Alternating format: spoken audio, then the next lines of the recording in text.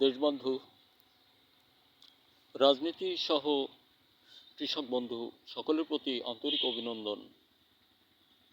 দেখুন, আমরা কৃষক মানুষ, আমরা ফসল উৎপাদনের মহা উৎসাহী। এখন আসন্ন সময় ফসল উৎপাদনের দিকে আমরা অগ্রগতি বাড়াচ্ছি। আমরা যে কোনো ফসল উৎপাদনে গেলে আমাদের বিভিন্ন রোগে আক্রান্ত হয়ে মুখের অন্ন কেড়ে নিতে চায়। আমি আশাবাদী, আমরা যদি সকল ফসলের ফসলে যে রোগই হোক না কেন বারুদ গ্রুপের পণ্য ব্যবহার করি, তাহলে বোধ করি যে কোনো ফসল মৌসুমে শুধুই একবার বিঘায় মাত্র 4 কেজি। শুনে নিন, যে কোনো ফসল মৌসুমে শুধুই একবার বিঘায় মাত্র 4 কেজি। যেমন ধরুন, এখন ধান, পেঁয়াজ, রসুন, এই যে পণ্য চাষগুলা হচ্ছে, এই রোপণান্তেই ধান বা পেঁয়াজ রোপণান্তেই যে রোগটি আসে, ধানের আসে তাওয়া দাবা, হাতে পচা মরা, ছত্রাকজনিত বিভিন্ন রোগে আক্রান্ত হয়ে আমাদের মুখের অন্ন কেড়ে নেয়। বন্ধুরা আমার, এই রোগটি অনেক জমিতে কাছেই যায় না, মানে এক আটি ধানও হয় না, এমনটাও প্রমাণ আছে, কৃষক বন্ধুরা বলে থাকেন বা দেখা যায় মাঠ ঘুরলে। তাহলে এই সকল রোগের কারণে আপনি বপন করুন বারুদ ও মধুবন, বিঘায় মাত্র 4 কেজি, মৌসুমে শুধুই একবার। বারুদ ও মধুবন, বারুদ ও মধুবন 1 বিঘা জমিতে আপনি 4 কেজি ব্যবহার অন্তে দেখবেন আপনার জমিতে তাওয়া দাবা, হাতে পচামরা, ছত্রাকজনিত কোনো রোগ নেই। উপরন্ত আপনার জমির বংশবিস্তারের জন্য, ফসল বা ধান বংশবিস্তারের জন্য দস্তা ব্রন্থিওবিট প্রয়োজন নেই। 1 গ্রাম দস্তা ব্রন্থিওবিট আপনার জমিতে প্রয়োজন হবে না। কারণ সেটা হলো এই যে এই ধান বা আপনার জমিতে ফসল বংশবিস্তার না করার পিছনে একটা রোগ থাকে, বারুদ মধুবন দিলে তাওয়া দাবা, হাতে পচা মরা, ছত্রাকজনিত রোগ তো থাকেই না, ওই রোগটিও থাকে না। তাই 15-20 দিনের মধ্যে আপনার জমিতে এত বংশবিস্তার করবে, মাটি চোখে দেখা যাবে না, কাটার দিন পর্যন্ত সবুজে ভরা থাকবে। সকল প্রকার রোগমুক্ত ভোসাবিহীন আপনি ফসল বাড়িতে নিতে পারবেন। বন্ধুরা আমার, পেঁয়াজ মাথা বক্র, শুকিয়ে যাওয়া, এই রোগটি যেমন তেমন, ওই মাটির নিচ দিয়ে পচতে পচতে যায় চাকা চাকা হয়ে, এটা মারাত্মক রোগ। আপনি এই রোগ আপনার জমিতে থাকলে আপনি নিশ্চয়তা ভরে আসুন এখানে, আপনি বারুদ বনশ্রী ব্যবহার করুন বিঘায় মাত্র 4 কেজি, মৌসুমে একবার। 46 থেকে 50 শতক পর্যন্ত আপনি মৌসুমে একবার বিঘায় মাত্র 4 কেজি বারুদ ও বনশ্রী। তাহলে আপনার জমির একটা পেঁয়াজ পচলে ওই পেঁয়াজটি আপনি আমার কাছে বিক্রি দেবেন টেনশন মুক্ত। আর প্রাপ্তিস্থান আপনি আপনার বাজারে খুঁজুন, যদি না পান, মাগুরা জেলা আলুকদিয়া বাজার, এখানে এই বাস স্ট্যান্ড 4তলা ভবনের ওইখানে আমি বিকালটা থাকি।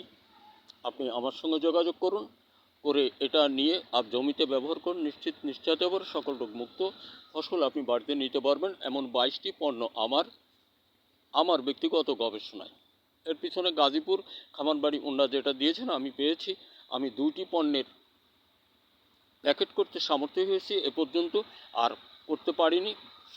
বর্তমান সময় মাটি ফসল বিষয় সর্বসাকুল্যে 22টি পণ্য, মাছের জন্য 8টি, এমন আছে আর অন্যান্য বিষয়। আপনি নিশ্চয়তা করে এগুলো ব্যবহার করুন। বন্ধুরা আমার, দেখুন, দেশের বিষয় কথা এসে যায়, একটি অবিরল কাহিনী, একটি কথা ভাবুন, পিলখানা সহ কত হত্যা, কত এ পর্যন্ত। সেদিনও যে একটা ছেলে কি শামীম উসমান হাদি, এভাবে আমাদের দেশ থেকে অনেক অনেক মেধাবান ছেলেরা, যারা দেশ বা সুন্দরের দিকে অগ্রগতি বাড়াবে, এদেরকে মেরে দেওয়া হচ্ছে। এগুলো আমাদের সকলের ভুল।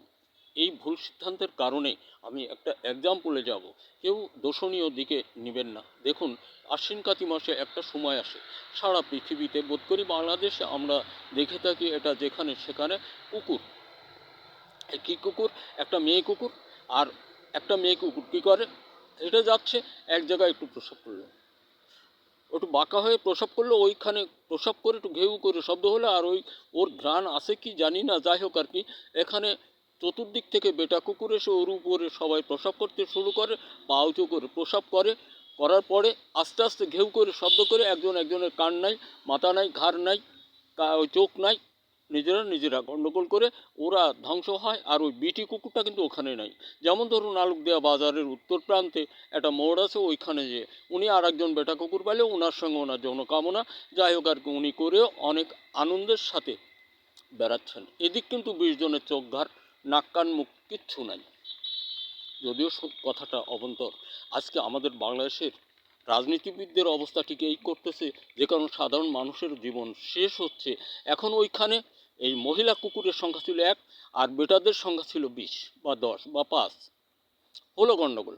কিন্তু এই মানুষের রাজনীতির মধ্যে এসে দেখা যায় মহিলার সংখ্যা 1 না একাধিক, বেটাদের সংখ্যা কম, তারপরেও বেটাদের উপরে গুলি সহ সকল বিষয়ে অত্যাচারজনিত আচরণ, জীবননাশ, দেশ শেষ, দেশ আরেকজনের হাতে তুলে দেওয়া, এগুলো এই দেশের মহিলা রাজনীতির কারণেই হচ্ছে। এই জন্য সকলকেই বলবো, আমরা রাজনীতিবিদেরা একটু হুঁশিয়ারি। কোনো মহিলা রাজনীতির অঙ্গনে না আসার জন্য আমি অনুরোধ রাখি।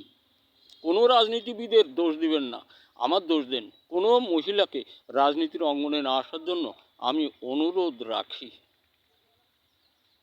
শোনেন, বেগম রোকেয়ার আপনাদের বা আমাদের জীবন সম্পর্কে আমি একসময় বলবো, সে নামিয়েছিল এত দূরে না, আমরা যতটা দূরে চলে গেছি। আমরা জান্নাত জাহান্নাম বুঝি না, আমরা যেটা বুঝি সেটা করে যাচ্ছি। এর জন্য আমাদের আগামী সময় পস্তাতে হবে। আর দেখেন, এদেশে গুলি হচ্ছে কার? আপনার ছেলে, আপনার স্বামী, আপনার চাচা, আপনার দাদা, আপনার নানা, আপনার দুলাভাই, আপনার খালু, আপনার ফুফা। আপনার ফুফু মরছে না, আপনি মরছেন না, আপনার বোনের বুকে গুলি যাচ্ছে না। ধন্যবাদ। দেশের সকল ছেলেরা, তোমরা রাজনীতির প্রেক্ষাপটে থাকলে ডক্টর ইউনূস সাহেবকে সহযোগ দাও এবং স্বগবেষণায় লিপ্ত হওয়া। মহিলাদেরকে আমি বলবো, আপনারা এই রাজনীতি বাদ দিয়ে এই সমস্ত গবেষণায় যান, যে কোনো তৈরি আবিষ্কারের দিকে নামেন। আর দেশের সকল কৃষক বন্ধু, আমরা কোনো ফসল উৎপাদন হতে দূরে যাব না। ক্ষমাসুন্দর দৃষ্টিতে দেখবেন। কথাগুলি অবান্তর বা তর কেমন হলো, এগুলো আপনারা ভাববেন। বুঝছেন, আমাদের অবস্থাটা এমনই। আমি ক্ষমাসুন্দর দৃষ্টিতে কথাগুলো বললাম। ধন্যবাদ। দেখা হতে পারে আবারও কোনো